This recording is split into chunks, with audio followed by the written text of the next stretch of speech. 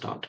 Hello, everyone. It is a pleasure to be Bonjour à connected. tous, c'est un plaisir d'être avec vous aujourd'hui. Merci de faire partie du projet soutenu par le FEM sur l'appui à l'action précoce du cadre mondial pour la biodiversité. Bienvenue à ce 11e webinaire de notre série de webinaires sur le renforcement des capacités. Le thème de ce webinaire est Obligation de nature, catalyser l'investissement pour la biodiversité. Ce webinaire vise à aider les parties à la CDB et les autres parties prenantes à mieux comprendre l'application possible des financements publics et privés à la révision, à la mise à jour et à la mise en œuvre de leur SPANB. Je m'appelle Gaurav Gupta, conseiller en investissement au PNUD Biofin. Ce webinaire est organisé conjointement par le PNUD Biofin et UNEP-FI. Les obligations pour la nature sont devenues des instruments de financement essentiels, reflétant la reconnaissance croissante de l'importance d'investir dans la biodiversité. La pertinence a augmenté alors que les gouvernements et les investisseurs recherchent des solutions innovantes pour la conservation de la biodiversité. Les émissions d'obligations vertes atteignant un record de 634 milliards de dollars en 2021. Cependant, une petite partie seulement du produit des obligations vertes est investie dans la biodiversité. Dans le webinaire aujourd'hui, nous entendrons les principaux experts du secteur. Ils vont parler des innovations conçues et déployées pour débloquer davantage de financement pour la nature grâce à des instruments à revenus fixes. Et je suis sûre que nous sommes tous des experts en Zoom maintenant, mais je vais vous donner quelques détails logistiques. L'interprétation simultanée est disponible en français, espagnol et russe. Merci à Denise, José et David, nos interprètes, pour être avec nous. Pour activer l'interprétation, vous devez cliquer sur l'icône monde en bas de votre écran et choisir votre langue préférée. Nous vous suggérons de choisir un canal, une chaîne et d'y rester pendant toute la durée de la réunion pour éviter les problèmes techniques. Je voudrais également recommander aux orateurs participants de parler doucement, lentement. Cela facilitera le travail des interprètes et le flux des conversations. Si vous avez des problèmes techniques quand même, vous pouvez envoyer un message à tous sur le chat ou bien un message privé sur Zoom à Martina.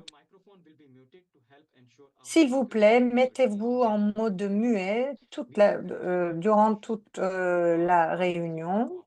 Nous vous encourageons à participer. Pour poser des questions, vous pouvez poser votre question dans le chat en tapant, ou bien vous pouvez lever la main virtuellement dans le panneau de commande. Nous allons par la suite avoir une séance questions-réponses. Enfin, euh, vous pouvez aussi poser vos questions en les tapant sur le chat. Enfin, nous avons une page web de Presentation and webinaire où recording. vous pouvez avoir accès aux présentations d'aujourd'hui ainsi qu'aux enregistrements. Nous allons les partager aussi par email. Aussi, pour avoir accès aux séances précédentes, vous pouvez naviguer sur la page web du forum SPANB. Ma collègue Martina dépose également le lien dans le chat. Nous avons donc 4 présentateurs et panélistes aujourd'hui. Je vais les présenter en les invitant à prendre la parole. À la fin des présentations de la table ronde, nous aurons une discussion ouverte où vous pourrez poser des questions, partager vos réflexions. Tout d'abord, je voudrais donc inviter Slav Kajev, qui est le directeur Market Supervision, Développement et Sécurité. Which deploys nature-borne transactions to mobilize capital for marine, terrestrial, and climate projects in emerging markets. Before joining TNSLI, Avant de passer au TNC, Slav était le directeur d'une banque d'investissement qui investissait pour plus de 3 milliards sur l'investissement au projet. Slav, maintenant, je vous laisse la parole. Thank you very Merci. much to you, Gaurav, and to all Merci the à organizers Garov, merci à tous for les supporting the FEM organisateurs. and really appreciate Je the suis support très for heureux setting up d'être ici. a one Je vois qu'il y a un on-one intérêt pour le series and sujet. Je vais vous hopefully montrer have quelques the slides. opportunity for more of an et après, nous allons avoir une interaction, j'espère, au sein de la séance questions-réponses. So it's interesting that the Alors, il est topic of intéressant this que le sujet webinar de is ce nature webinaire bonds. soit les obligations de I'm very nature. flattered because TNC's internal Euh, code name for our euh, capital markets oriented program for nature pour notre programme climate Nature pour la actions biodiversité et is les called solutions nature de bonds. climat, It came nous les appelons as a ces result investissements, ces of instruments following up on our successful Nature Bonds, obligations nature. growth C'est à la suite de notre programme Obligations bleues pour la conservation des océans. Nous nous sommes dit que nous ne voulions pas nous limiter aux océans seulement et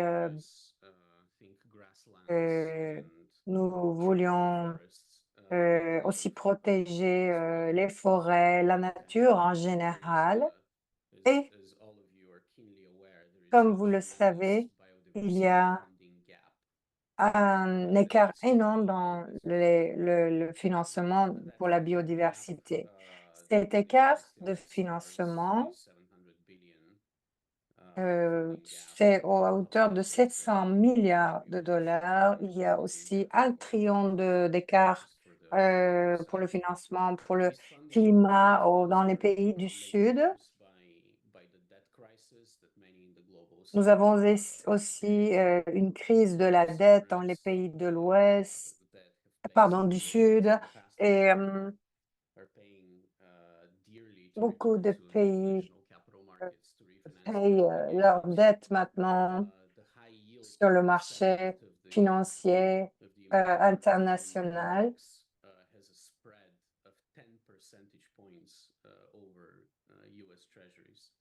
So on average, Maintenant, en moyenne, such as Kenya and others are paying to the tune of 11, 12, est en 13, train de 11%, payer to 11, access 13, markets. 14% d'intérêt pour avoir accès au financement, ce qui rend les choses difficiles pour le financement. Et donc, nous avons décidé de faire quelque chose là-dessus.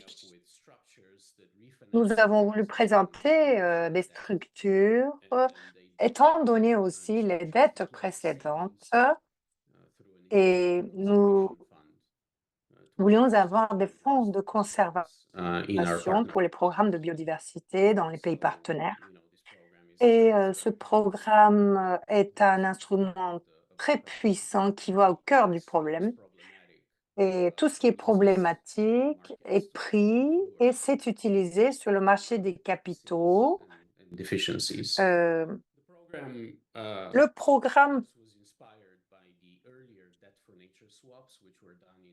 s'est inspiré des dettes pour la nature. Ça avait commencé en 1980-1990. Il y avait des programmes aux États-Unis notamment. Il y avait eu des législations aussi sur la protection des coraux aussi dans la mer, mais aussi la protection, la conservation des forêts. Les États-Unis, la Bolivie, à la fin des années 80, $600,000 of debt ont eu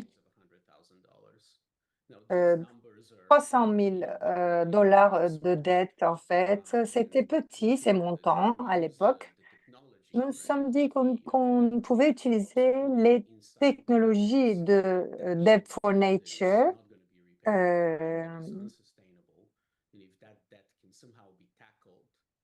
si on pouvait faire face à ces dettes qui ne peuvent pas être payées, ça pourrait générer des économies pour aussi avoir de l'argent pour le fonds de conservation.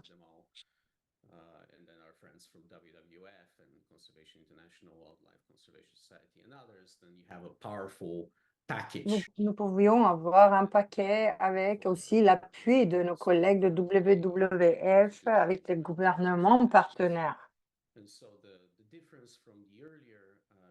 La différence par rapport aux transactions précédentes, c'est qu'on s'est concentré sur les dettes commerciales. On est du coup moins dépendant du cycle politique et des gains politiques en Bolivie, par exemple. Dans l'environnement d'aujourd'hui, les États-Unis n'offriraient pas un accord bilatéral parce qu'il y a une tension entre les deux pays. Mais lorsque c'est une dette commerciale, s'il y a la motivation du profit, ces transactions peuvent être possibles. Vous pouvez,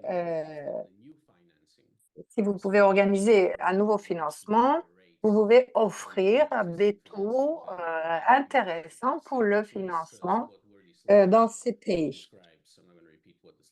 C'est ce que le slide est en train de décrire, donc je ne vais pas répéter tout cela. Ce sont les étapes clés, en fait, du projet obligation nature. Je peux aller dans les détails pendant la question-réponse. Et qu'est-ce qu'on a accompli dans ce programme jusqu'à aujourd'hui? On retourne à In the notre last stratégie d'obligation bleue. Dans les 3 dernières années, nous avons 3 dans ces convergences de dette commerciale, à Belize notamment. En novembre 2021, nous avons commencé ce programme. Avec tout cela, vous pouvez ajouter les Seychelles aussi, qui ont commencé il y a 3 ans aussi. Ces transactions ont libéré 400 millions de dollars pour la nature, ce qui n'est pas un fardeau pour la trésorerie nationale.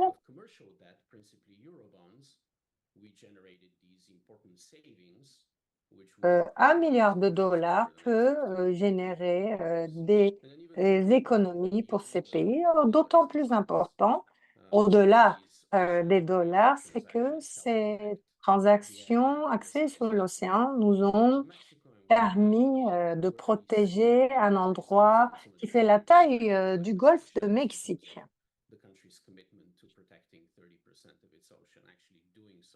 Et donc les pays, les Seychelles par exemple, ont pu protéger 30% de leurs océans. Il y a ces bénéfices de biodiversité. En plus de ce que nous avons fait, nos amis de PU ont fait des transactions pour l'Équateur encore plus larges avec les mêmes principes. Ils ont refinancé 1,6 milliard de dollars de dettes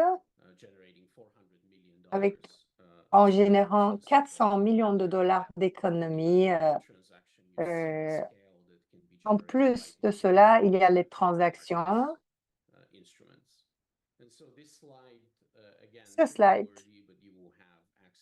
est très chargé, mais vous allez avoir accès à ces présentations. Nous avons des études d'état sur les Seychelles en détail sur notre site web.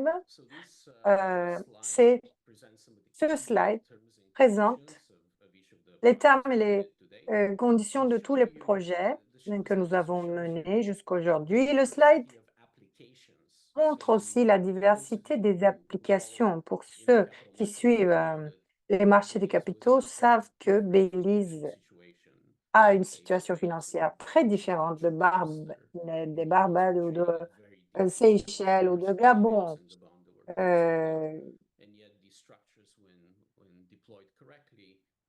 Mais ces structures peuvent offrir des économies lorsqu'on les applique comme il faut dans plusieurs situations, conditions financières différentes. La clé, c'est d'avoir de nouveaux financements pour financer l'ancien financement avec un coût moindre que ce à quoi le pays peut prétendre sur les marchés de capitaux. Et aussi, il y a des instruments d'évitement de risque. Par exemple, si le DFC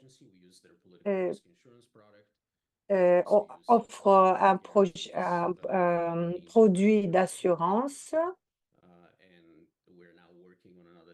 Nous travaillons sur notre transaction dans les Caraïbes avec un mix de garantie partielle multilatérale avec l'assurance privée et les garanties offertes par le privé aussi, par les philanthropes. Il s'agit de continuer à générer ces économies pour mieux conserver la nature par la suite. Il s'agit d'une protection durable de 30% des territoires de notre planète. Belize, après notre projet, a pu payer ses dettes après qu'on a donné ce financement. Il y a eu ces bénéfices au niveau de la biodiversité. En Belize, maintenant, nous avons commencé le projet il y a 3 ans. Les choses vont plutôt bien. Le gouvernement a fait tous les paiements, y compris pour le fonds de conservation. C'est un fonds indépendant de conservation. Les paiements du fonds de conservation représentent à peu près les économies qui viennent de cette transaction. Tout ça a aidé au fonds de conservation indépendant de faire des paiements importants, des flux aux ONG, aux communautés locales, mais aussi aux agences du gouvernement pour qu'elles puissent implémenter un plan inclusif marin pour protéger un maximum d'endroits. Belize a son plan océan durable aussi, BSOP, qui est en cours. Et les membres de la communauté de la pêche et tous les autres qui utilisent l'océan font leur retour sur leurs activités économiques. Où est-ce qu'ils font de la pêche? Où est-ce qu'ils voient de la pression sur l'océan lorsqu'on pense à la pêche et au tourisme? On peut voir, on peut imaginer ces conflits. Merci, c'était la fin de ma présentation. Merci pour votre attention et je serai très heureux de continuer à discuter sur ces sujets. Merci beaucoup. TNC, le travail de TNC est vraiment inspirant. Merci beaucoup. Maintenant, nous allons continuer avec les présentations. Je vais maintenant inviter Monsieur Nonde Sikilima, directeur de supervision de marché développement sécurité, commission d'échange de Zambie.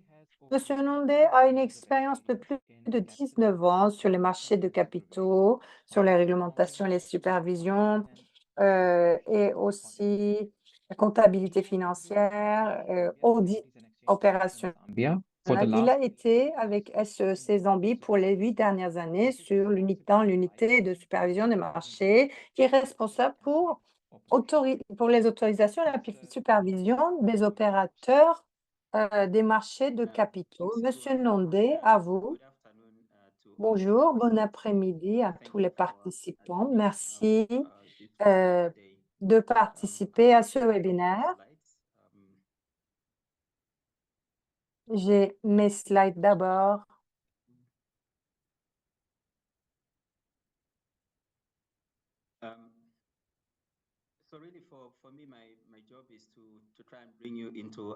Donc, je vais essayer de vous présenter notre aventure en termes de financement avec les obligations vertes, qui est un instrument de notre trésorerie.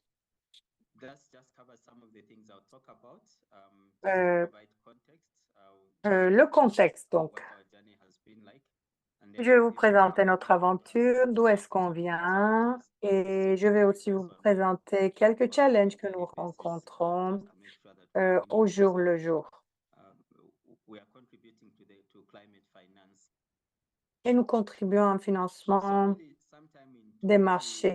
En 2017-18, nous avons commencé à réaliser que Zambie n'était pas économisée des effets du changement climatique. Et je vous invite à regarder ces données économiques. Par exemple, nous avions 50% de baisse de croissance économique. Et pour ceux qui sont familiers avec la Zambie, en Afrique du Sud, il y a ces effets de la sécheresse très grave. Nous avons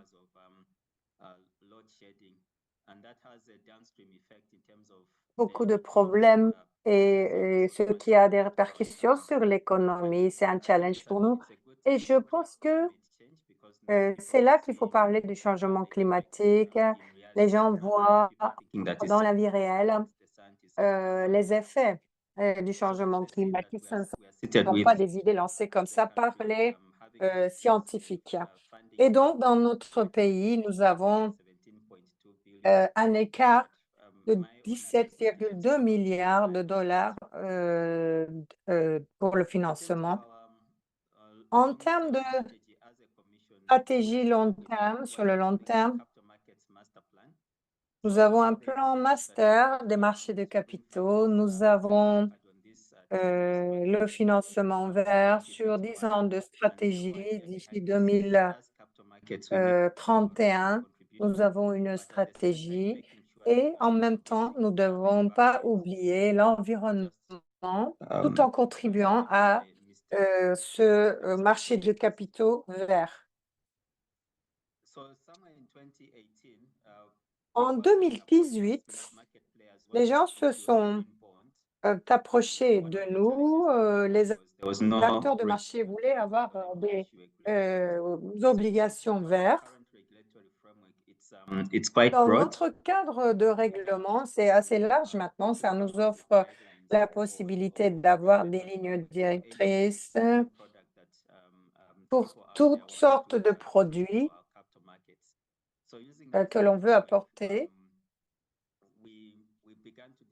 Nous avons commencé à développer les lignes directrices des obligations vertes. C'était à cause de ces demandes dans l'industrie que nous avons publié ces lignes directrices. En 2019, nous avons fait un partenariat avec Biofin qui nous a aidés à faire une série d'ateliers. Nous avons ainsi créé aussi ces lignes directrices ensemble. C'est en fait l'épine dorsale de notre travail, ces lignes directrices que nous avons créées avec Biofin. Ce slide nous montre les caractéristiques de nos lignes directrices. D'abord, pour les obligations vertes, nous nous concentrons sur l'utilisation des procédés. Si vous appelez une obligation verte, alors quels sont les produits? Comment sont utilisés les produits? Il faut que ce soit utilisé pour l'écologie et les projets, le processus de sélection de projets est très important. Il faut les déclarer.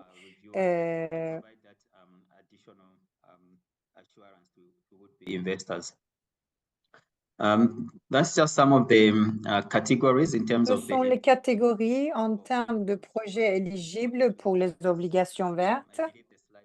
Je ne vais pas aller dans les détails de tout cela. Je pense qu'on va partager avec vous nos slides, nos présentations. Vous pouvez avoir accès à nos lignes directrices aussi sur les obligations vertes.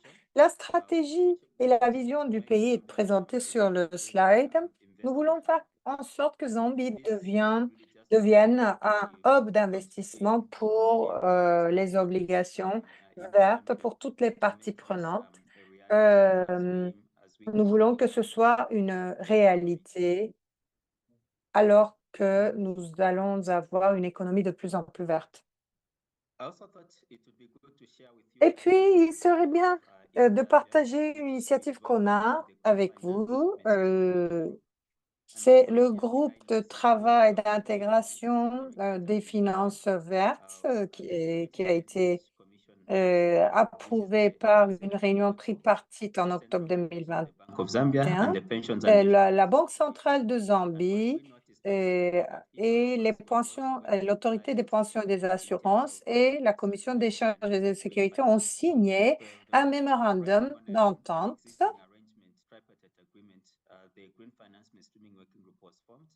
just to make sure that all three et financial donc sector tous ces trois régulateurs parlaient la même langue autour de ces lignes directrices, autour de ces règlements.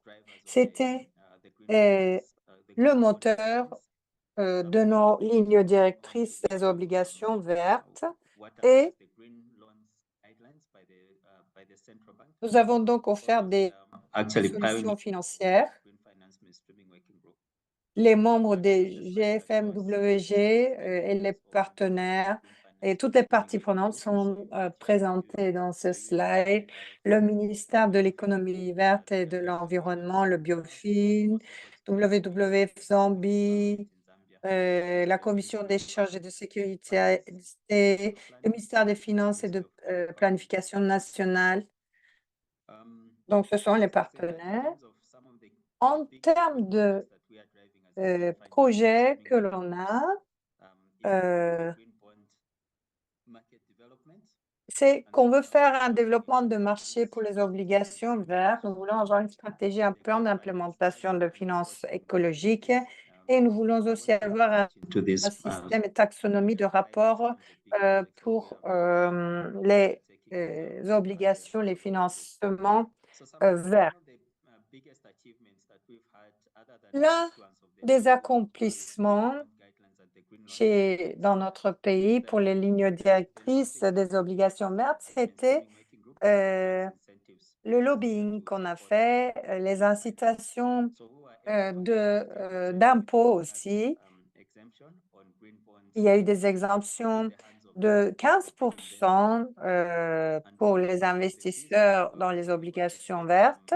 Nous avons pu avoir des exemptions pour l'enregistrement, aussi pour les frais d'enregistrement. C'est toujours un travail qui est en cours, qui se développe de jour en jour. La semaine dernière, notre équipe a fait des représentations au ministère des Finances et nous espérons voir d'autres incitations qui vont soutenir ces finances vertes, ces financements verts. Nous avons eu un autre accomplissement, 200 millions, un programme de 200 millions de dollars a été Zambia. enregistré avec la CEC Renewables et Copperbelt Energy, deux sociétés. En janvier cette année, ces obligations ont été lancées. 2,4 millions de dollars de paiements en coupons seront faits et ainsi, ces sociétés continuent à suivre leurs obligations Within the pour Republic. utiliser des renouvelables, notamment l'énergie solaire. J'ai parlé des activités que l'on a dans notre groupe d'intégration, groupe de travail d'intégration. Je voulais juste dire que certaines de ces activités sont toujours en cours et il y a un ciblage sur les autorités locales en Zambie pour les aider à développer du financement. Nous vivons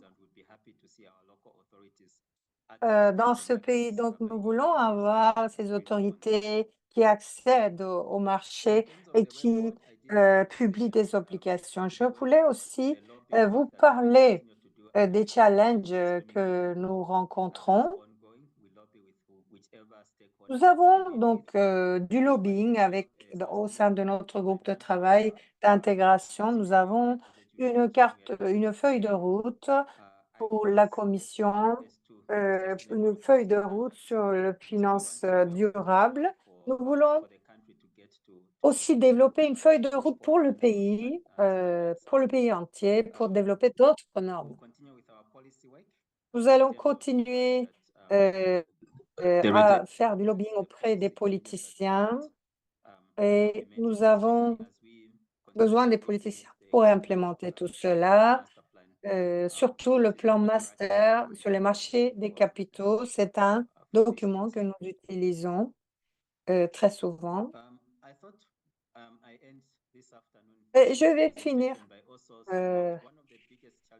en disant que un challenge qu'on a en Zambie, c'est qu'on parle beaucoup des finances vertes et de la durabilité, mais les gens parlent seulement. Ils ne font pas ce qui est nécessaire de faire. Et donc, dans la commission, nous devons montrer à toutes les parties prenantes que nous sommes sérieux, nous nous faisons ce que nous disons.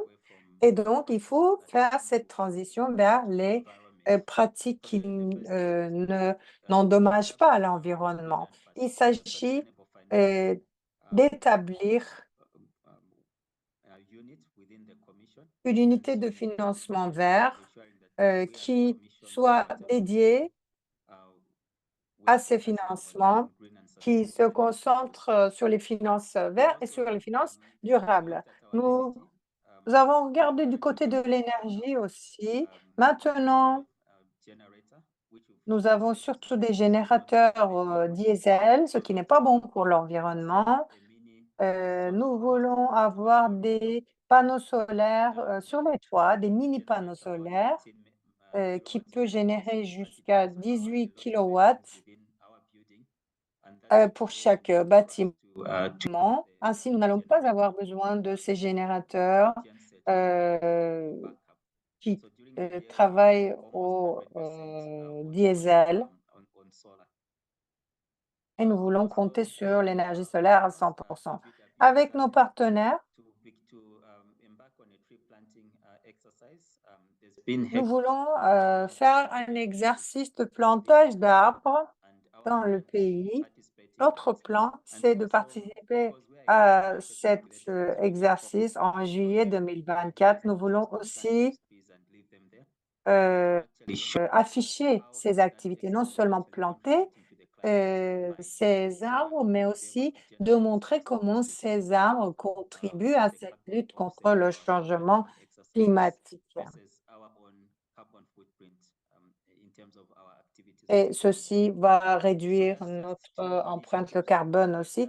Ce sont des initiatives pour commencer et nous espérons que après les présentations, nous allons pouvoir avoir une discussion. Voilà, chers collègues, c'était notre aventure de financement vert. Les obligations vertes sont notre premier instrument.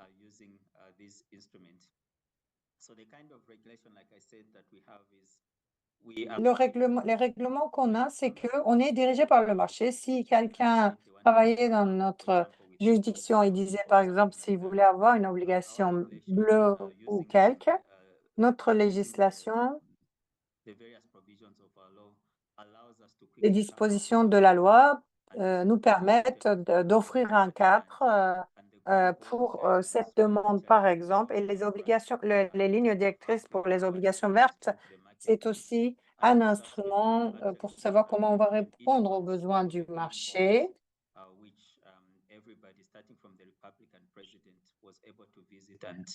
And praise the capital markets for facilitating that. Ainsi, nous pouvons utiliser les marchés des capitaux de plus en plus pour notre travail de tous les jours. Merci beaucoup pour votre attention. Thank you, Mr. Nonde. This was very inspiring and Merci, Monsieur Nonde, c'était très inspirant. beaucoup de pays, different countries and de beaucoup de pays, beaucoup de participation ont beaucoup appris, je pense, de ce que vous avez vécu en Zambie. Si je peux demander à mes collègues d'arrêter le partage d'écran. Monsieur Nombe, merci. Maintenant, nous allons continuer. Et je vais inviter Madame Tenkezondani qui est au sein du PNUD,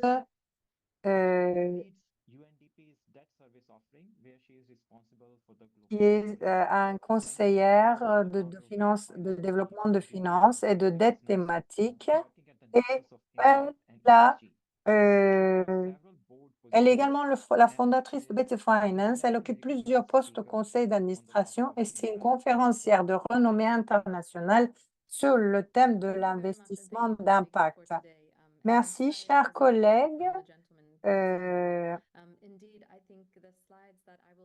Les slides que je vais présenter vont aussi être des ajouts par rapport à ce qui a été dit. Les innovations de Zambie et d'autres pays nous offrent ces opportunités, nous apprennent beaucoup. Je vais parler pendant 10 minutes. Je vais parler du rôle croissant de la nature dans les obligations thématiques. Et je peux répondre à vos questions si vous avez des questions plus tard. So to give a high level, so let's take that 30,000 or however many feet view it is. The role of nature in thematic bonds is Le growing. rôle de la nature dans les obligations thématiques, ça avance, mais ce n'est pas bien défini encore. Nous voulons avoir des innovations, mais c'est une petite partie du marché aujourd'hui. Nous voulons qu'il y ait de plus en plus d'avancées, de développement pour les TNFT notamment. Pour vous donner un aperçu général, le marché des obligations durables est en pleine boom en ce moment. Et que ce soit des obligations vertes, des obligations de transition, si vous regardez ce diagramme, il y a une histoire assez longue et de plus en plus, le secteur privé s'intéresse à ces obligations dans les pays développés, mais aussi dans les pays en voie de développement. Et donc, quand on regarde la biodiversité comme investissement sur le marché des obligations vertes, la biodiversité n'est pas encore devenue un investissement majeur sur le marché des obligations vertes, avec seulement 8% du total levé sur le marché finançant, directement les affaires de protection de nature, contre plus de 50% pour les infrastructures d'énergie renouvelables. Et si on s'éloignait des énergies renouvelables, c'est encore plus. Donc, c'est plus facile de déployer le capital pour les opportunités vertes. Quand on regarde les ventes des obligations mentionnant la biodiversité, nous voyons qu'il y a 165 milliards de dollars à l'échelle mondiale jusqu'à fin août 2023. Nous n'avons pas les chiffres les plus récents, mais nous savons qu'il y a eu une croissance importante, 77% d'augmentation par rapport à 93,3 milliards de dollars collectés au cours de la même période de l'année dernière. Donc, il y a cette demande, c'est un marché en plein boom. Mais les obligations qui incorporent la prévention de la perte de biodiversité, de protection de la nature sont encore plus en hausse, représentent désormais près d'un tiers du total de la dette labellisée ESG émise jusqu'à présent cette année, contre seulement 3% en 2015. Et donc, à ce rythme, l'émission annuelle de cette dette pourrait avoisiner les 300 milliards de dollars d'ici fin 2024, ce qui est un record. Pictet a fait une analyse avec les banques suédoises pour savoir combien d'intérêts de biodiversité combien il y a d'émissions liées à la biodiversité en milliards de dollars, nous savons que cette tendance est de plus en plus à la hausse. Vous voyez que la graphique, c'est un marché qui va accélérer. Et donc, le Sustainable Fitch prévoit une croissance significative pour la nature. Nous attendons à ce que la nature devienne de plus en plus au sein de l'ESG à mesure que l'univers des actifs investissables se développe dans un contexte d'augmentation constante des émissions d'obligations vertes et labellisées durables mettant en valeur la biodiversité. Ils se sont adressés aux investisseurs institutionnels pour parler de ces instruments. Et donc, comme je l'ai dit, le Citibank aussi, c'est aussi un partenaire. Ils ont fait une enquête sur l'investissement durable. 66% des 139 investisseurs ont répondu pour les progrès dans l'intégration de la perte de biodiversité dans leur analyse. Quand on parle de TNFT, la raison, c'est que d'abord, il faut identifier ce qu'est la métrique de biodiversité et il est par la suite plus facile d'offrir des instruments de dette ou d'instruments de finance pour la biodiversité.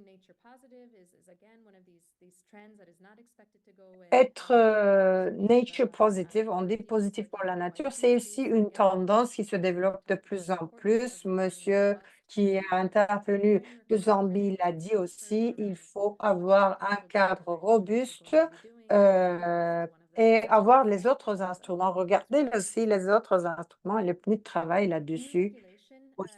Et les réglementations européennes, le Conseil de l'Union européenne adopte une loi sur la restauration de la nature en 2024. Et en juin, la CE a adopté une loi sur la restauration de la nature, la première loi à l'échelle continentale qui restaure les écosystèmes pour mettre la récupération de la nature, contribuer à la réalisation des objectifs de l'Union européenne en matière d'atténuation, d'adaptation au climat et à respecter les engagements internationaux. Could you speak slightly slower? I just received a feedback from the interpreters. Yes, apologies. It's because I have. Je suis désolée, oui, je suis désolée, je vais essayer de parler moins vite. Donc, le règlement européen. Pourquoi cette réglementation européenne va offrir un effet sur le long terme? C'est parce que l'influence que ça va avoir sur les États membres de l'Union européenne pour légiférer sur ces questions sur la récupération de la nature va pousser à ces obligations vertes, obligations de nature. Ça va influencer tout ce qui est fait aussi en dehors de l'Union européenne, dans les pays émergents. Et il y a des indicateurs. Si l'Union européenne peut développer ses obligations de nature de plus en plus, ça va avoir un effet domino sur les autres marchés.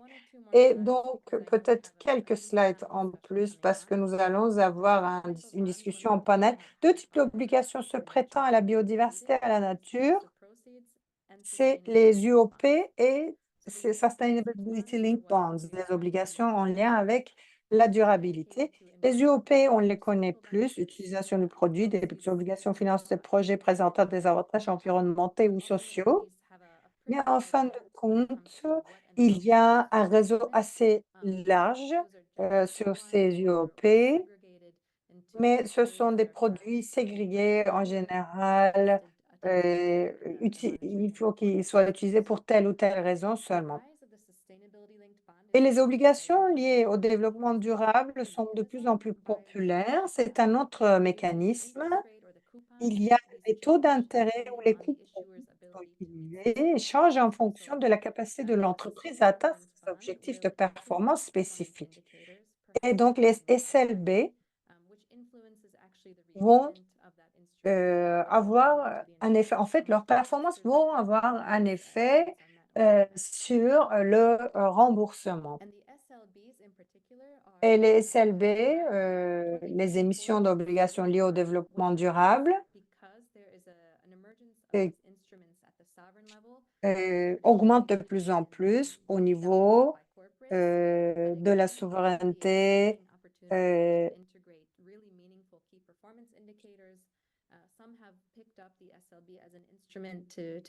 Le SLB peut envoyer un signal au marché sur ce qui va se passer au niveau du climat, au niveau de ses financements. Je vais m'arrêter là. Je voulais juste dire que lorsqu'on regarde le marché privé et le marché des pays, selon le BEI et la CE, il est également possible que les entreprises émettent ce type de titres, instruments pour les projets basés sur la nature. Ils peuvent prouver des flux de trésorerie stables et ne doivent pas s'appuyer exclusivement sur les solutions basées sur la nature pour rembourser les intérêts, le principal paiement, et peuvent bénéficier des coûts inférieurs lorsque les indicateurs de performance préconvenus sont atteints, car il y a eu un processus de suivi, de contrôle rigoureux. Ainsi, ils comprennent où est-ce que l'argent a été dépensé et ils peuvent mieux comprendre le profil d'investissement. Merci beaucoup pour votre attention. Thank you very much, Danke, for an incredibly insightful presentation. Merci, c'était vraiment très inspirant comme présentation. Passons maintenant à la discussion. On a un peu de retard, donc on va avoir 15 minutes. On va avoir 15 minutes de discussion et après, nous allons prendre les questions. Chris est le directeur pour Global Head of Sovereign Sustainable Finance au BWB. Chris a une expérience qui s'élonge sur les décennies sur les marchés globaux d'entreprises. Et Chris, BW est une organisation, mais tout le monde ne connaît pas peut-être BWB. Est-ce que vous pouvez présenter de vos instruments de financement innovants au-delà des obligations thématiques traditionnelles? Quels sont les instruments de financement que vous avez? Beyond the traditional thematic debt. Over to you, Chris. Thanks, Greg. Je vous laisse la parole. Many jobs, otherwise that makes me feel incredibly old. But I'm with you. Wisdom, let's call it. J'ai des décennies d'expérience, mais c'est plutôt une sagesse, disons. Je ne veux pas paraître vieux. Je pense que le financement nature travaille sur BWB depuis le début. Il y a 10 ans, nous avons commencé en Somalie, justement. On a parlé de Somalie il y a 10 ans. Nous ne pensons pas qu'il manque de l'argent disponible. Où va l'argent? C'est ça le problème. Et quelle différence cela pourrait générer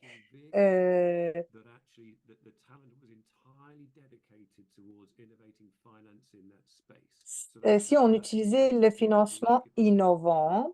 Le BWB a commencé par étant une organisation de volontaires. Et après, nous nous sommes dit, c'est sérieux, nous allons signer un contrat avec l'Union européenne. Nous avons maintenant 40 employés. Au début, on n'était que 4. Et nous avons bien sûr plusieurs secteurs.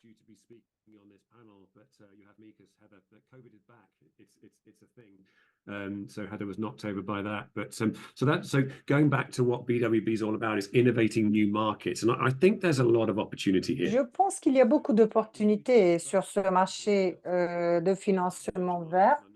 Le marché nature.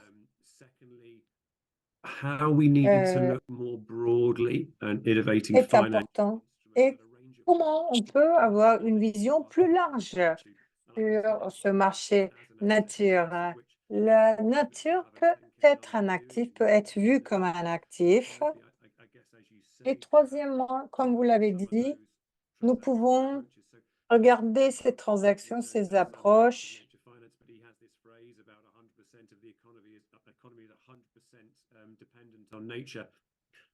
L'économie est 100% dépendante de la nature, mais on ne reconnaît pas ce fait. C'est ce qui a été dit en fait. Nous ne donnons pas un prix à l'économie comme il faut.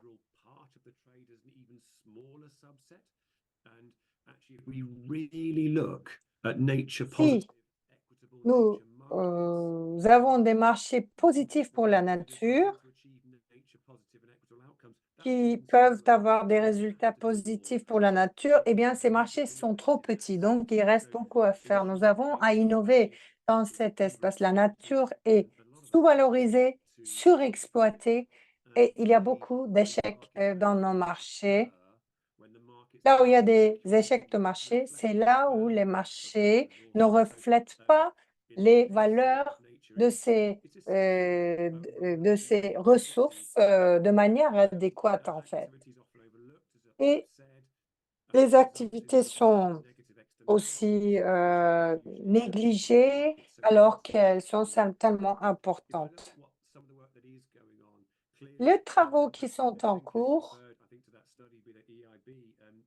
cette étude de EIB dont on fait partie fait la promotion de ces solutions nature, investissement nature en Europe.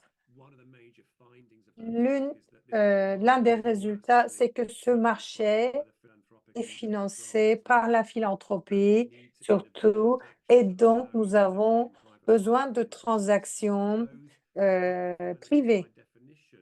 Et le financement public, par définition, ou philanthropique, par définition, sont difficiles à mettre à l'échelle. Et nous devons avoir des prêts spécifiques à la nature.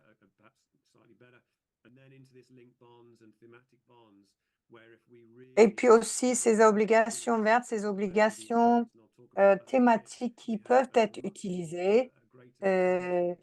Nous avons un potentiel qui pourrait être utilisé pour ces marchés. Aussi, les assurances paramétriques sur lesquelles nous travaillons en ce moment avec le lancement d'un indice de gestion des territoires. Dans les obligations à Belize, vous avez l'assurance paramétrique qui est utilisée. C'est un exemple, par exemple, pour éviter certains risques dans cette transaction.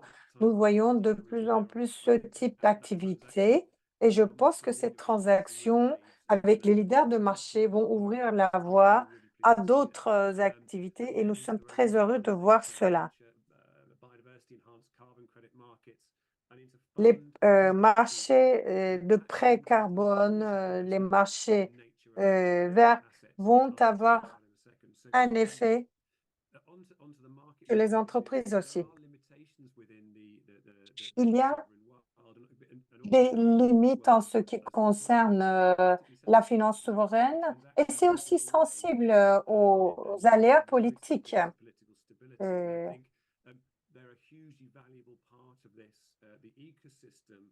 L'écosystème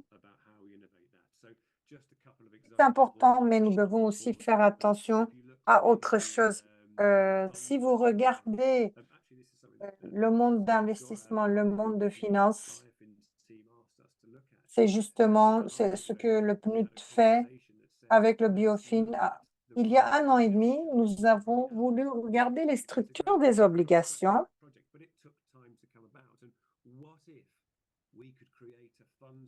Si on pouvait créer une structure d'obligation qui ne cible pas seulement la nature, mais aussi la composante principale du capital était pour l'élément de conservation. Ce serait peut-être mieux.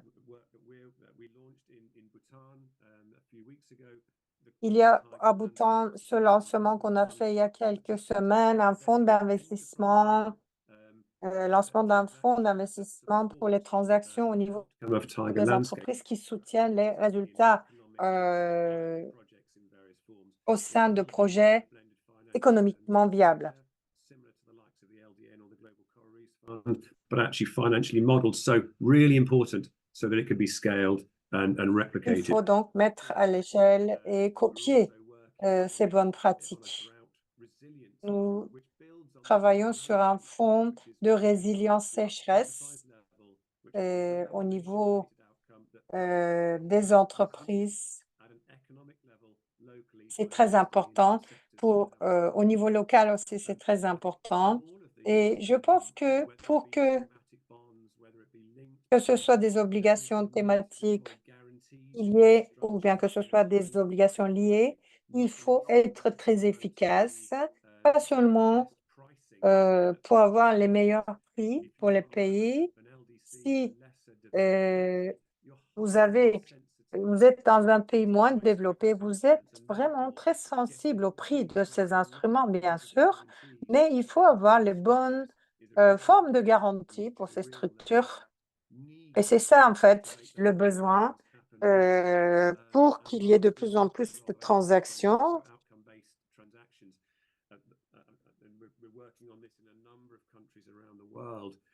Il y a aussi les bons liés aux résultats. Comment on peut faire en sorte que les primes comptent, les pays soient plus valorisés? Est-ce qu'on peut combiner ces instruments financiers pour davantage utiliser ces coupons pour que l'utilisation de ces coupons soit attrayante? Et une autre chose, si on combinait les meilleurs attributs des obligations liées avec les obligations thématiques. Maintenant, excusez-moi de ces technicités, mais les obligations thématiques peuvent être utilisées à un certain endroit. Les obligations liées peuvent être utilisées sur une région plus large. Et donc, si on pouvait mettre ensemble les caractéristiques de ces deux types de bons d'obligations. Il y a donc beaucoup d'opportunités. Donc, BWB sait qu'il y a de l'argent. Il faut utiliser les bons outils, les bons mécanismes pour que cet argent aille à l'endroit là où on a besoin, en fait. Merci beaucoup. Beaucoup d'idées dans ce que vous avez dit. Je vais poser une question à vous tous et après, nous allons passer aux questions-réponses. Question pour vous deux, Slav et Nandé. Et je vais lire quelques questions qui sont sur le chat. Comment on peut intégrer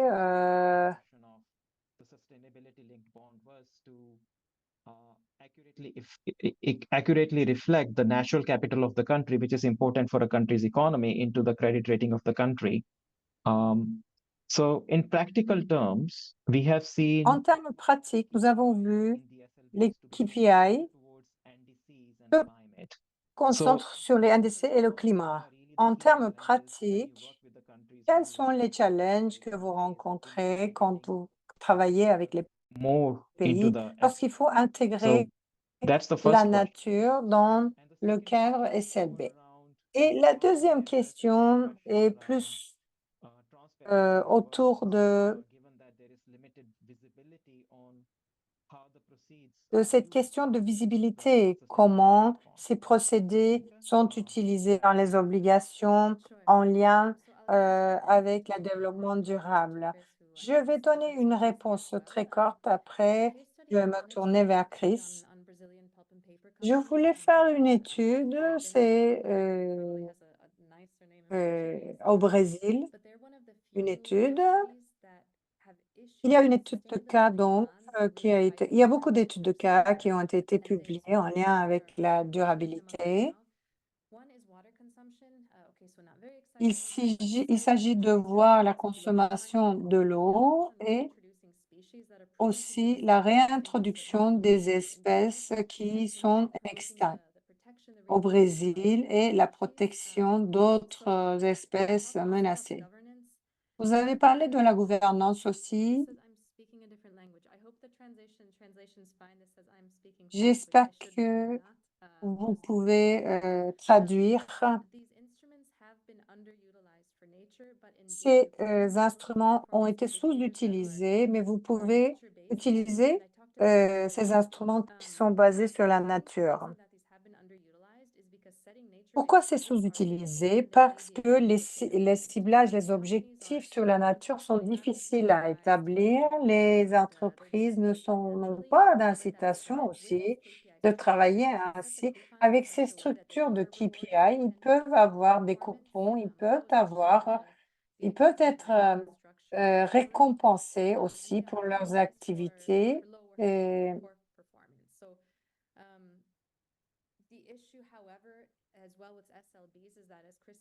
pour les SLB, comme Chris l'a dit, c'est que c'est une utilisation d'obligations générales. Vous pouvez utiliser votre argent ailleurs.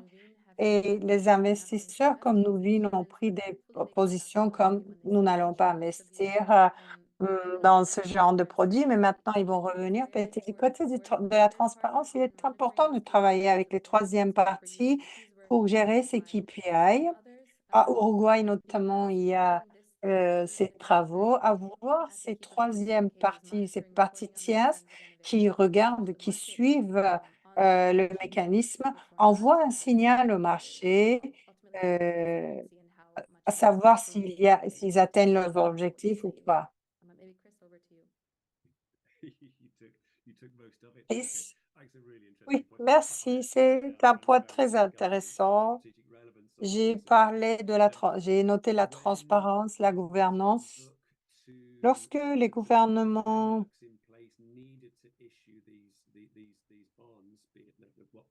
doivent offrir ces obligations et que le cadre est géré par les marchés financiers, il s'agit d'identifier tout ce qui est pertinent au niveau stratégique pour tel ou tel pays, pour leurs priorités nationales.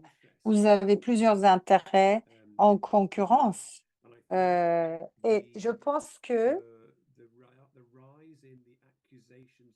l'augmentation des accusations de greenwashing ont augmenté cette attention au niveau des pays pour savoir quels thèmes sont utilisés pour ces instruments. Alongside greenhouse gas emissions, human La development. nature est en concurrence avec le développement humain, avec les émissions de gaz à effet de serre, et donc il s'agit de prioriser ces activités qui ont le plus de sens dans le contexte local de tel ou tel pays, si vous voulez éviter ces accusations de greenwashing.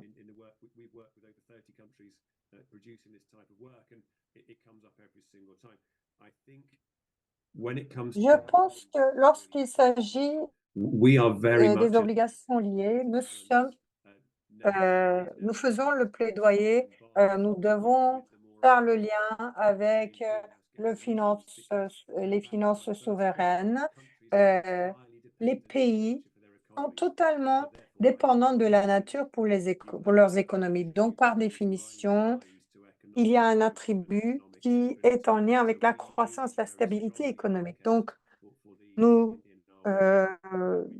faisons le plaidoyer de cette idée dans notre travail.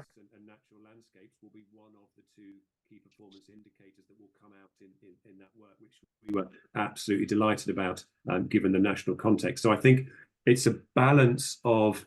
C'est un équilibre de priorité contre la transparence, contre l'intégrité de l'investisseur et le maintien de cet équilibre alors que nous allons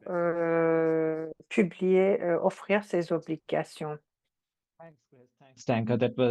Merci Chris, merci Tenke, c'était vraiment magnifique. Slav, Une question pour vous.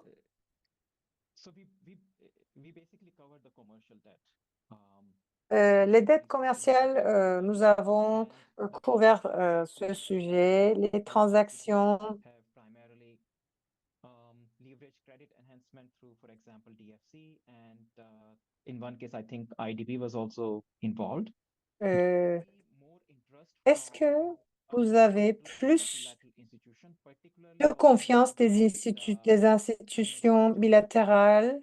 some of the emerging Certains lenders are des are not prêteurs are not the Paris Club members, but I guess that's more of a non membres du Club de Paris deviennent un acteur majeur.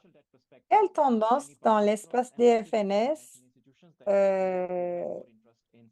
pouvons-nous entendre avoir dans les années à venir, en fait? Oui, tout à fait. Nous sommes vraiment très reconnaissants au IDB et DFC et nous voyons maintenant l'intérêt d'autres banques de développement, la Banque de développement africain, la Banque asiatique de développement et espérons un jour, MEGA va aussi s'intéresser à nous.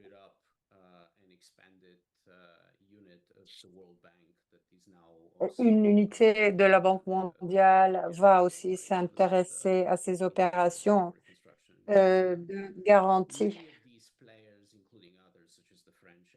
Beaucoup de ces acteurs, le AFD français, était à Dubaï. Un task force travaille ensemble pour coordonner leurs efforts pour avoir cette convergence. The issue of creating enhancements more broadly is absolutely paramount. I think a lot of Bien sûr, il faut être plus large. Beaucoup ont parlé de ces challenges de placement de ces obligations et générer les économies. Le Greenium, si vous comptez seulement sur Greenium, c'est élusif comme un unicorn, unicorne ou bien comme une espèce en danger. On a besoin de transformation de prêts radicales pour les pays qui sont totalement exclus des finances internationales. C'est plutôt les pays du Sud, bien sûr. Les quelques exemples UOP ou SOB qui ont été offerts par les pays, en fait, le Chili, la Chine, l'Uruguay ont ces produits justement. Malheureusement, la grande majorité de ces pays sont exclus de ce système ou bien ils doivent payer plus de 10% d'intérêt pour s'autofinancer. On a besoin de quelque chose qui change l'équation, qui change la donne et il faut utiliser les instruments publics pour éviter les risques, dérisquer et ainsi on peut avoir ces assurances de capital de grande échelle. Une autre question pour vous. Dans les dernières années, le profil de la dette a changé. Les prêteurs ne sont pas des membres du Club de Paris, en dehors des prêteurs commerciaux, bien sûr. Est-ce que vous pouvez partager votre point de vue en ce qui concerne ce qu'on peut attendre à voir dans les années à venir? Je ne veux pas nommer des pays, mais la Chine est assez avancée. Il y a des prêteurs du Sud, la Turquie, l'Inde notamment deviennent des prêteurs. La réalité, c'est qu'en plus de ce pile de dettes commerciales, la Banque mondiale estime que le Sud a 2 trillions de dettes commerciales, des eurobonds principalement. Et donc, il y a aussi ces piles de dettes because it's provided by inofficiels. lenders of last resort like the World Bank and the IMF. There is Ce sont also les a prêteurs comme le FMI ou la Banque mondiale. style of official development assistance from the traditional kind of North and West, Europe, Japan, etc., and then a growing slice of as you suggested, Il y a new aussi lenders. And in many de instances, to nouveaux be prêteurs souverains dans beaucoup you know, d'instances. China, in many instances, Si vous a lot prenez la of Chine, Chinese loans to the global south are really beaucoup unrecoverable. de prêts And vers le sud, prêts chinois, sont pas récupérables. Mais c'est pour la notoriété, en fait, qu'ils prêtent.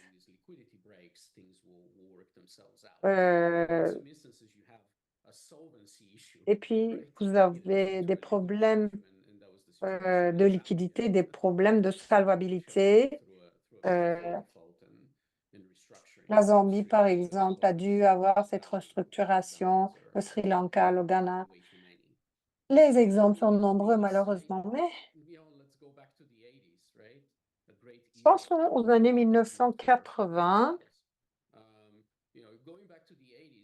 Dans les années 80, les swaps de pays à pays, en fait, si ces prêteurs traditionnels ou non traditionnels veulent reconnaître qu'il y a un bien commun, un bien pour tout le monde entier, et s'ils veulent déployer ces outils d'une nouvelle manière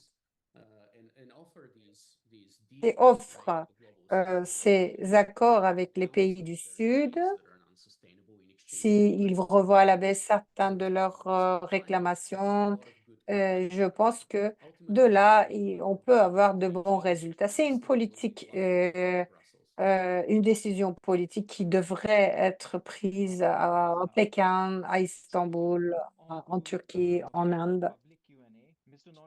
Alors, Monsieur Nandé, nous avons beaucoup de questions du public envers vous, donc je ne vais pas vous poser plus de questions. Je vais vous poser les questions du public. Alors, pour les obligations vertes, lorsqu'il s'agit des obligations vertes, c'est surtout pour les technologies, pour générer des profits, il y a des challenges pour la protection des zones côtières, la marine et les environnements hydrauliques. Et il y a un manque de cas de business, en fait. Il n'y a pas de génération de revenus. Comment ce challenge a été contré en Zambie?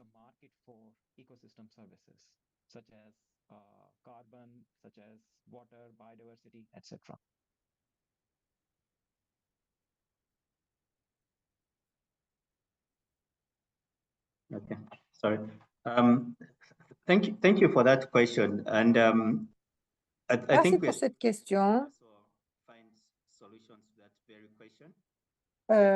Went through my slides. One of the Si on regardait mes slides, that we are looking l'une des at the initiatives, bonds c'était les obligations de revenus municipalities. par nos municipalités. We are still pretty much following an SPV model.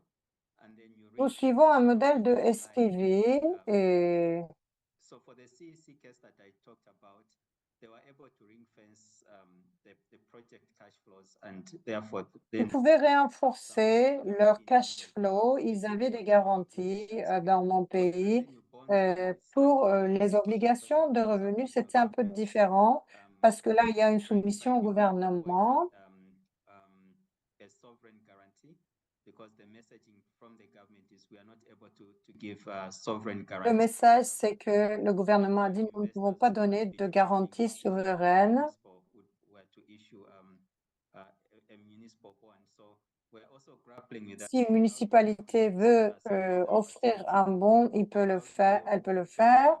Comment on also fait face à d'autres lignes de revenus. and interesting, someone actually brought up the issue of, for example, what happened during HIPC. I don't know if people in the room remember Qu'est-ce HIPC. qui s'est passé durant le where HIPC? the Si vous vous savings souvenez ce qui from, s'est passé SRF pendant le were HIPC, directed towards specific infrastructure projects.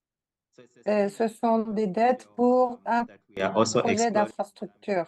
here. Et c'est The aussi ce qu'on est en government train released d'explorer. certain, Le funds called gouvernement constituency development funds. offert des fonds So that's funding from the central euh, government to the local government. So that's one donc very du good gouvernement example of central vers les institutions gouvernements and before we locaux. even get to the Et nature c'était question, because avant if you que look at l'on Zambia, parle de la we are nature. still Avant struggling qu'on with a lot parlait of, de la issues. nature en So Zambie, we nous have a avons very plusieurs strong autres background problèmes. with Nous nature n'avons pas discussion, commencé unfortunately, à avoir because ce now débat there's sur a la lot of nature. conversations right Nous, now nous venons tout juste de about climate commencer ce change, débat, en because fait, it's only when alors qu'il y a people live in, plusieurs for example, problèmes à cause du CSP, climat. and then you've got colleagues Et from the PWD. les usines de CSP, par exemple, si vous les visitez, vous allez entendre parler les gens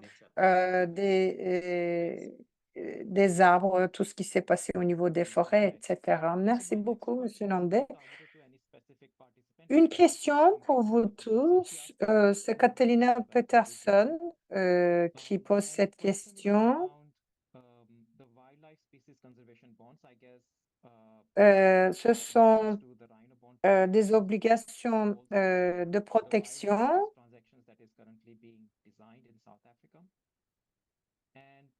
Ce sont des bons qui sont en train d'être conçus en Afrique du Sud. Vous connaissez la structure financière, je pense.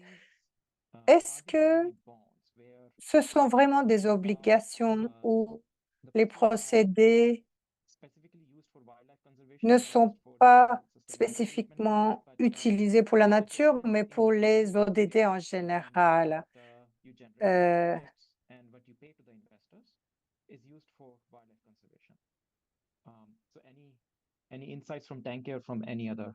Est-ce que peut-être vous pouvez dire quelques mots sur cette question? J'étais la première conseillère sur cette transaction après que j'ai quitté l'UBS.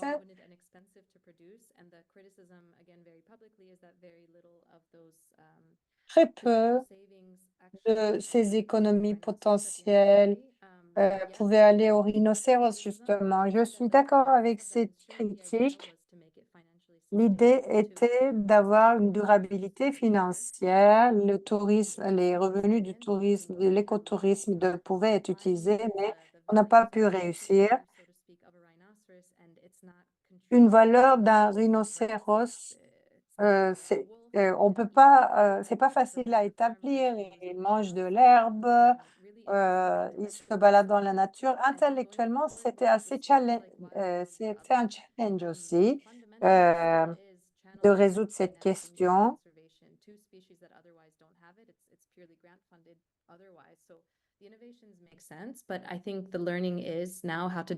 Ce qu'il faut savoir, c'est il faut avoir une structure qui puisse être mise à l'échelle, je pense.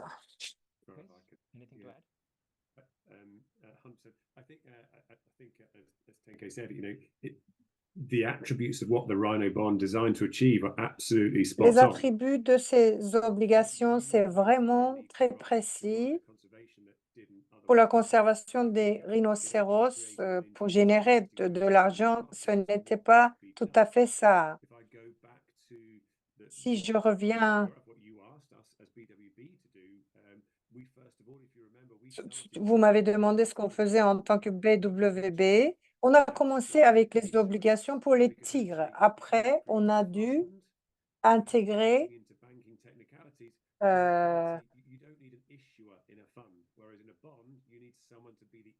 pour une obligation, vous devez avoir quelqu'un qui offre cette obligation. Il y a différentes structures, différents challenges. Donc, innover cette structure d'obligation pour les rhinocéros, c'est important, mais vous devez déployer cet argent pour des actifs viables économiquement.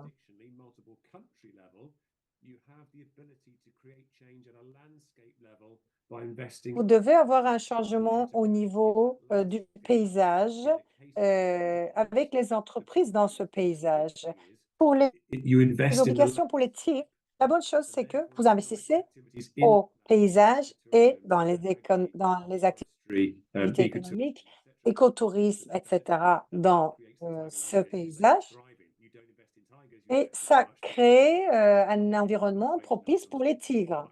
You can replicate that in multiple Je pense landscapes qu'on peut copier cela dans beaucoup if you can get d'autres the structure to work. paysages avec des résultats positifs sur la nature. Mais la clé, And- c'est que les banquiers aiment bien innover et copier et bâtir sur des choses qu'ils peuvent toucher et voir. Est-ce que je peux intervenir? Il est intéressant qu'il y avait un commentaire très rigolo sur le chat là-dessus. Les gens répondent positivement à ces espèces iconiques comme le rhinocéros. C'est pour cela peut-être qu'il y a eu ce focus sur ces espèces iconiques, les prédateurs apex, etc. Mais il est intéressant. Je Panda suis as their logo. tellement jaloux que le WWF a le panda dans leur logo. Je pense qu'il y a beaucoup de gens qui contribuent au WWF grâce à ce panda. Mais blague à part, je pense que le TNC se concentre sur la conservation durable des paysages avec les espèces iconiques et les forêts tropicaux. Et le deuxième point, c'est les obligations pour le rhinocéros. C'est en fait le paiement pour la performance. Mon problème avec ça, c'est que ça compte sur le financement. En fait, il faut collecter des fonds pour utiliser pour ces activités. C'est pour ça que l'idée de Chris, de fonds, ce serait bien un fonds qui pourrait être utilisé pour plusieurs points. Les banquiers, les sponsors n'auront pas ainsi à collecter des fonds, je pense. Merci beaucoup. C'était vraiment très intéressant. Chris et moi, nous avons eu beaucoup de discussions là-dessus. Nous avons parlé de ces leçons apprises aussi. Nous sommes à la fin de notre séance. C'est passé très vite. Distingués participants, vous allez avoir une petite enquête à remplir, s'il vous plaît. Nous souhaitons avoir vos retours pour faire des webinaires de meilleure qualité à l'avenir. Je souhaite vous remercier tous, les représentants du gouvernement, des ONG et des institutions. J'aimerais remercier Global Environment Facility pour le financement de ce webinaire. Tous les partenaires, toutes les parties prenantes, je vous remercie. Merci à nos panélistes. Merci à nos conférenciers dont vous voyez les adresses e-mail. Vous êtes les bienvenus pour leur poser vos questions par email. Et vous pouvez aussi trouver le webinaire, l'enregistrement du webinaire sur notre site. Et mes collègues partagent avec vous le lien pour les webinaires précédents aussi sur les séries de développement des capacités. Nous sommes impatients de vous retrouver dans les webinaires suivants pour l'appui à l'action précoce du cadre mondial pour la biodiversité. Merci beaucoup. Merci à tous. Merci. Au revoir. Thank you. Goodbye.